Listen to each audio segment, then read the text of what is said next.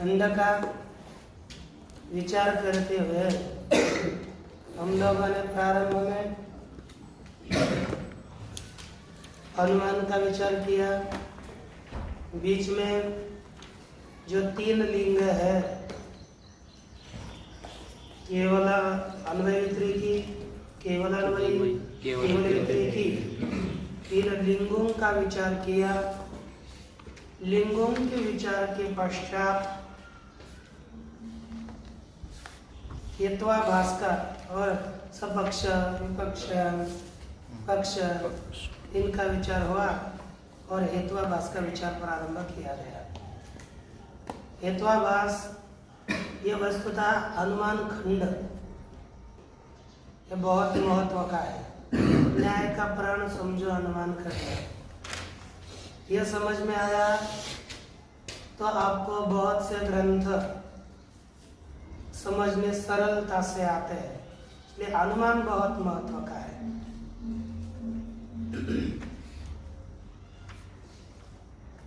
इसमें हेत्वाभास भी उतने ही महत्व के हैं, क्योंकि अपने को जीतना है और दूसरों को पराजय करना है तो हेत्वाभासों का ज्ञान अपेक्षित है। हेत्वाभास 5 बताए गए। सव्य विचार, विरुद्ध, सत्प्रतिपक्ष, असिद्ध, बाधित और बाधित। इस तरह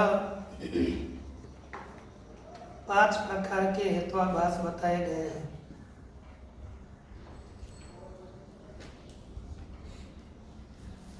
उनमें हेत्वाभास का लक्षण भी किया। क्या लक्षण किया? अनुमिति, तत्करणान्यतर, प्रतिबंधक,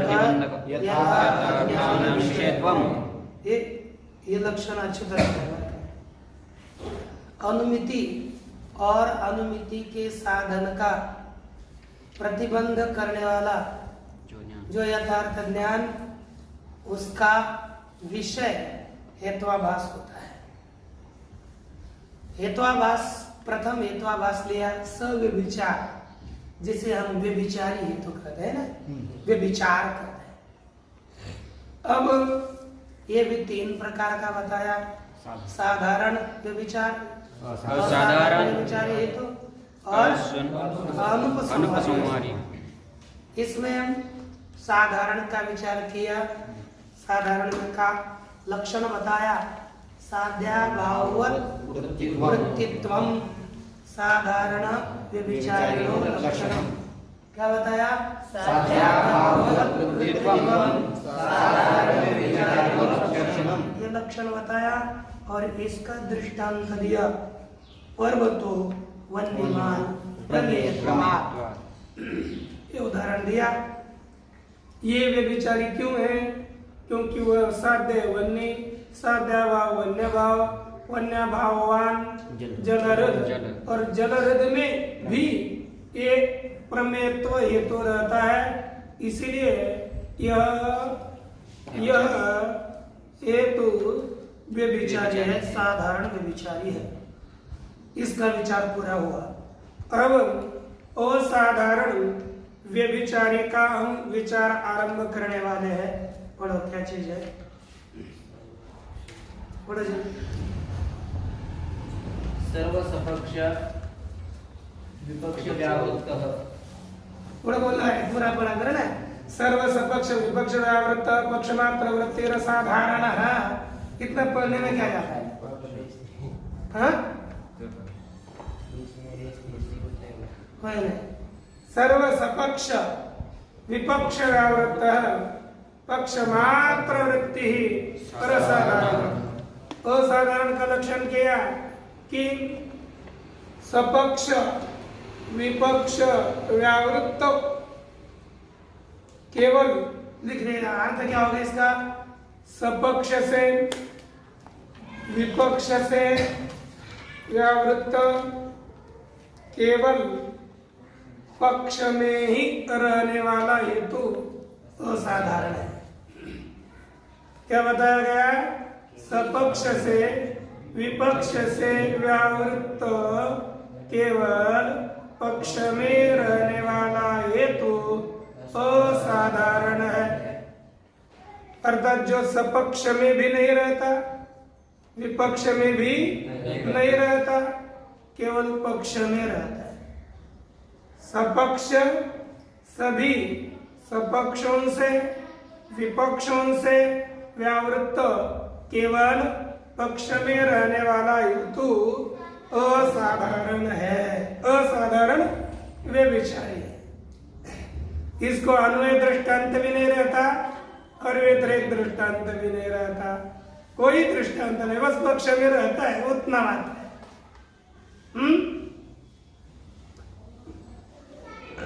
अच्छा, पक्ष में सपक्ष में विपक्ष में नहीं रहता, व्यतिरेक दृष्टांत तो हो ही जाएगा ना, अन्वय दृष्टांत नहीं मिलेगा।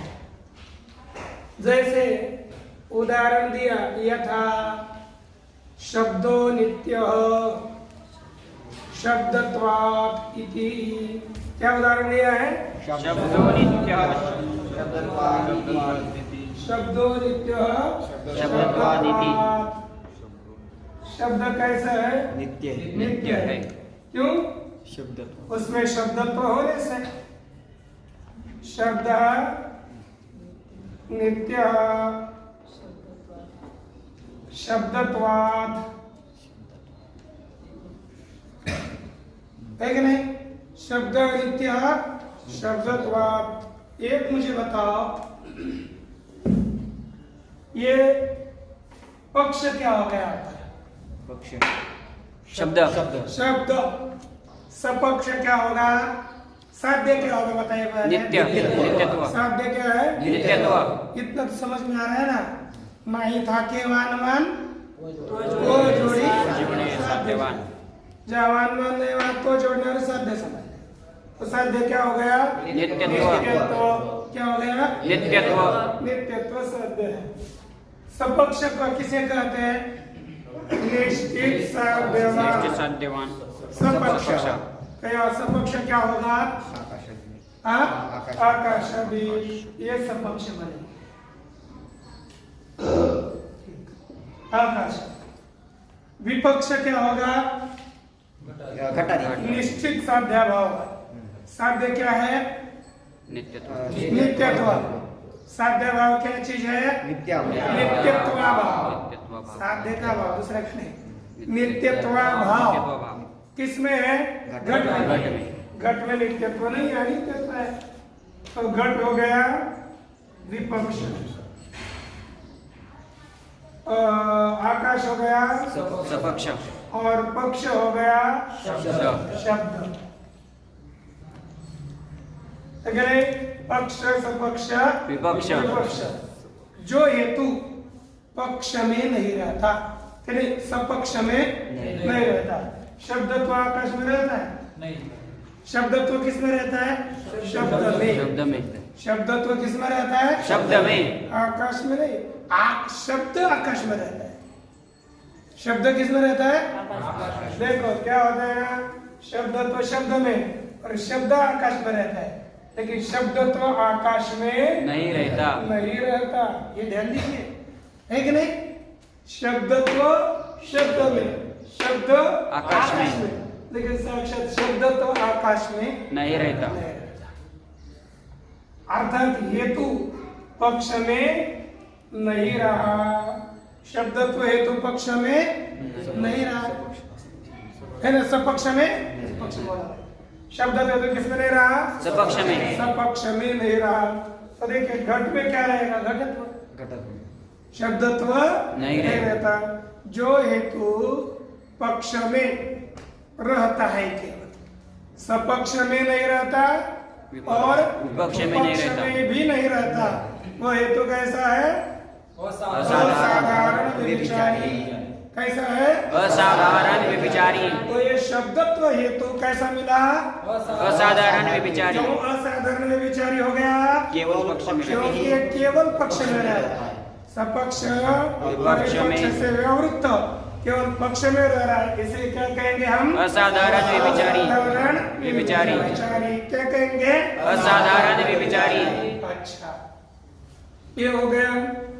इसके पहले इसी को सिद्ध करते हैं आगे, शब्दत्वम ही शब्द सर्वेभ्यो नित्येभ्यो अनित्यभ्यश्च व्यावृत्तम शब्दमात्र वृत्ति लिखा जाए शब्दत्व में ही अर्थात कारण की क्योंकि ध्यान में रखना उसका अर्थ नहीं लिख के रखना है क्योंकि शब्दत्व सर्वेभ्यो अर्थात सभी नित्यभ्य अर्थात नित्य पदार्थों से नित्य जैसे आकाश आदि सभी नित्य पदार्थों से अनित्य भ्यश्च और अनित्य पदार्थों से व्यावृत्त अर्थात हट करके है ना किस में रहता है शब्द मात्र वृत्ति केवल शब्द में रहता है शब्द मात्र वृत्ति यह शब्दत्व न नित्यों में रहता है न अनित्यों में रहता है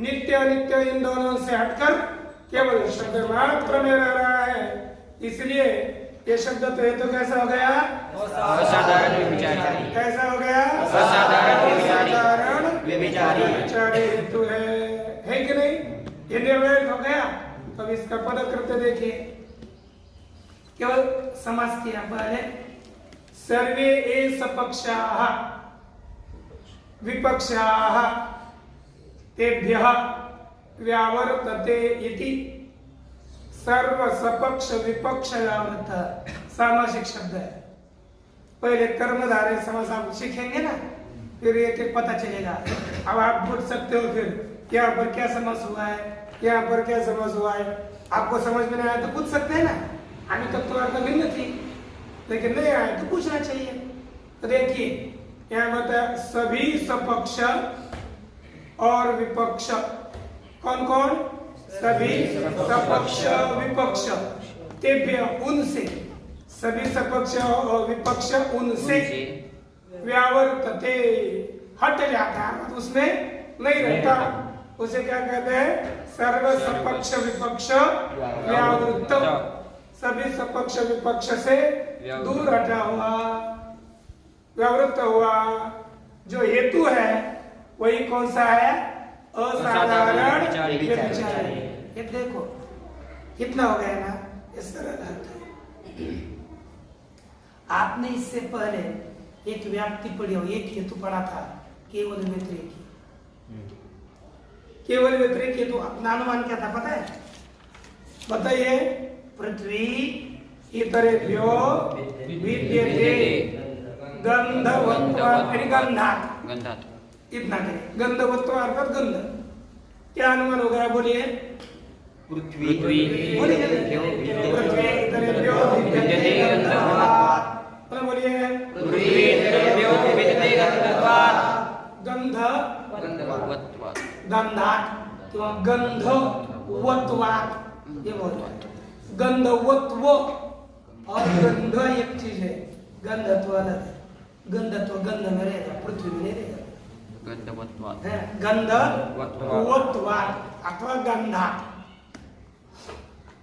तो यहाँ देखिए तो इतर विद्यते ऐसा नहीं लिखा नहीं लिखेगा तो ऐसा लिख सकते इतर भिन्ना पृथ्वी इतर भिन्ना गंधवत्वात् क्या बोलोगे गंधवत्वात् पृथ्वी इतर भिन्ना गंधवत्वात् क्यों हेतु ही बोलना पड़ता है क्या पूरा अनुमान बोलना पड़ता है बोलिए पृथ्वी इतर भिन्ना गंधवत्वात् गंधवत्वात् गंधा इतर साध्य क्या होगा इतर भिन्नत्व अब तो जोड़ेंगे ना इतर भिन्नत्व इतर भिन्न और इतर भिन्न एक ही चीज है तो यहाँ देखो यहाँ का हेतु कौन सा है गंध क्या हेतु है गंध इसमें पक्ष कौन है पृथ्वी पक्ष कौन है पृथ्वी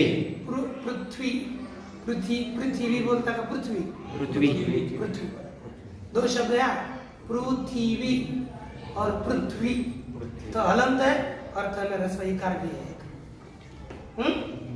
तो पृथ्वी पृथ्वी ये पक्ष है ये गंध हेतु केवल पक्ष में रहता है कि नहीं केवल पक्ष में रहता है इसके लिए सपक्ष कोई है नहीं इसलिए सपक्ष में नहीं रहता है ना और विपक्ष जला दिया है उसमें भी नहीं रहता हम किसका कर रहे थे असाधारण और ये लक्षण सद हेतु में चला जा गया। सद हेतु है ना केवल व्यतिरेकी, केवल व्यतिरेकी हेतु सद हेतु है, उसमें चला गया तो उसका वारण करने के लिए लिखते हैं केवल व्यतिरेकी वारणाय तद भिन्न इत्यपि देयम्, अर्थात केवल व्यतिरेकी भिन्नत्वे सति, ऐसा भी देना है। तो अब लक्षण क्या होगा बोलिए?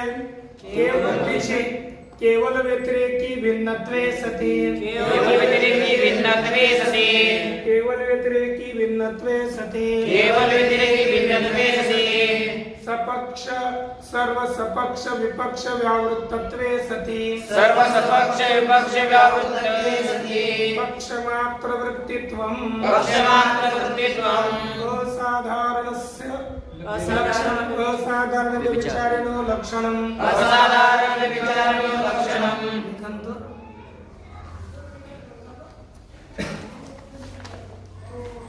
के पश्चात कौन सा व्यभिचारी है? बोलिए अनुपसंहारी व्यभिचारी। कौन सा है? अनुपसंहारी व्यभिचारी। अनुपसंहारी व्यभिचारी, ठीक ना?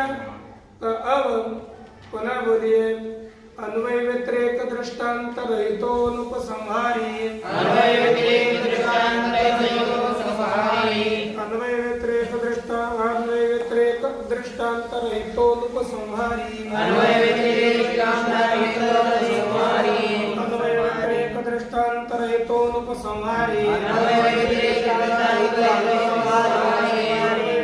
दृष्टांत रहितो अनुपसंहारी, अन्वय व्यतिरेक अन्वय व्यतिरेक दृष्टांत रहितो अनुपसंहारी, अन्वय व्यतिरेक दृष्टांत रहितो अनुपसंहारी, अन्वय व्यतिरेक दृष्टांत रहितो अनुपसंहारी, अन्वय व्यतिरेक दृष्टांत रहितो अनुपसंहारी। अर्थ है इसका अन्वय व्यतिरेक दृष्टांत रहित हेतु अनुपसंहारी है। क्या है रे? अन्वय और बेटा अन्वय और व्यतिरेक दृष्टांत से रहित हेतु व्यभिचारी है। कौन सा? अनुपसंहारी।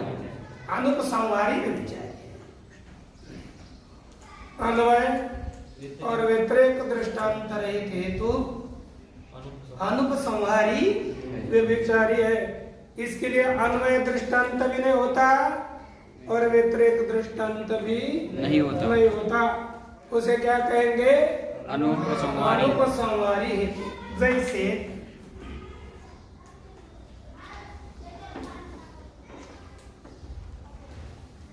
एक उदाहरण अपने लिए आया, यथा सर्वम अनित्यम प्रमेयत्वात्। क्या लिखा? सर्वम नित्यम अनित्यम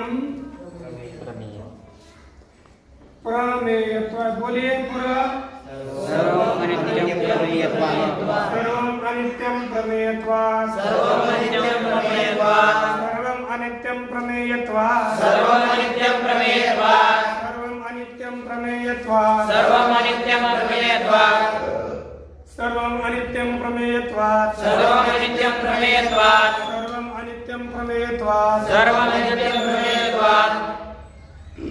इस अनुमान में पक्ष कौन है? सर्वम। हेतु क्या है? प्रमेयत्वात्, प्रमेयत्व। और साध्य क्या है? अनित्यत्वम्। अनित्यत्वम्। अब समझ में आने लगा ना? एक पक्ष क्या है? सर्वम। हेतु क्या है? प्रमेयत्वात् और साध्य क्या है? अनित्यत्वम्। अनित्यत्वम्, है ना? प्रमेयत्वात् पंचमी बोलेंगे तभी चलेगा। प्रमेयत्वम् हेतु, अनित्यत्वम् साध्य, सर्वम पक्ष। अब बताओ, सभी तो पक्ष ही हो गया, सभी जगत पक्ष हो गया, तभी पक्ष रहा नहीं।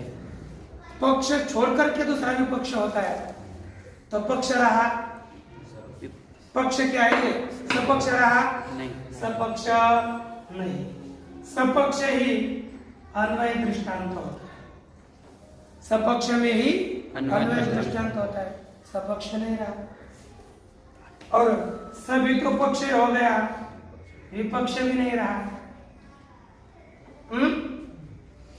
सभी पक्ष के अंतर्गत आ गए तो ना सपक्ष है ना और ना विपक्ष विपक्ष है, इसलिए ना अन्वय दृष्टांत है ना व्यतिरेक दृष्टांत है। है। ये ध्यान दीजिए, व्यतिरेक दृष्टांत कहाँ मिलता है? विपक्ष में। अन्वय दृष्टांत कहाँ मिलता है? सपक्ष में। व्यतिरेक दृष्टांत कहाँ मिलता है? विपक्ष में। अन्वय दृष्टांत सपक्ष में। व्यतिरेक विपक्ष। अन्वय सपक्ष में। यहाँ पर सपक्ष और विपक्ष दोनों है। या है क्या यहाँ पर इस अनुमान में? नहीं। क्यों नहीं है? सभी पक्ष पक्ष है, है। सब कुछ पक्ष है, तो सपक्ष और विपक्ष के लिए कुछ बचेगा नहीं। इसलिए अन्वय दृष्टांत यहाँ पर नहीं है व्यतिरेक और व्यतिरेक दृष्टांत भी नहीं है। क्या ऐसा होना चाहिए? कसरत वाला है कि नहीं? अब यहाँ पर देखिए, अत्र सर्वस्यापि पक्षत्वात् दृष्टांतो नास्ति। क्या हो गया? अत्र सर्वस्यापि पक्षत्वात् प्रमेयत्वात्। नहीं, सर्वस्यापि पक्षत्वात् करा। अत्र सर्वस्यापि पक्षत्वात्, क्योंकि सही पक्ष है, ये लेने हमको ना, प्रमेयत्वा से कहने। अत्र सर्वस्यापि पक्षत्वात् दृष्टांतो नास्ति, कोई दृष्टांत नहीं, न अन्वय है ना व्यतिरेक है। ठीक, अब देखो नीचे लिखता है, केवल अन्वयिनी अतिव्याप्ति वारणाय, है ना? इतना करेंगे कि केवल व्यतिरेक दृष्टांत रहित करेंगे, है ना? व्यतिरेक केवल अन्वय नहीं देंगे, तो क्या देंगे? व्यतिरेक दृष्टांत रहित। क्या देंगे? व्यतिरेक दृष्टांत रहित। तो व्यतिरेक दृष्टांत से रहित कौन है? केवल अन्वय। कौन है? केवल अन्वय। व्यतिरेक दृष्टांत से रहित कौन हेतु है? केवल अन्वय। उसमें अतिव्याप्ति का वारण करने के लिए क्या पद दिया? अन्वय। क्या पद दिया? अन्वय। अन्वयो, है ना? अन्वय दृष्टांत रहित। केवल व्यतिरेक नहीं, अन्वय दृष्टांत से भी रहित होना चाहिए। पर केवल व्यतिरेक में अतिव्याप्ति कब होगी? कितना पद देने पर? अन्वय दृष्टांत रहे। केवल व्यतिरेक में अन्वय दृष्टांत नहीं होता, तो अन्वय दृष्टांत रही तो अनुपसंहारी।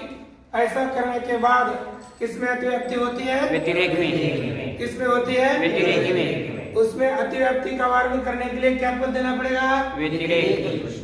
क्या देना पड़ेगा? व्यतिरेक। व्यतिरेक दृष्टांत रहित, आगे अनुपसंहारी। ठीक है ना?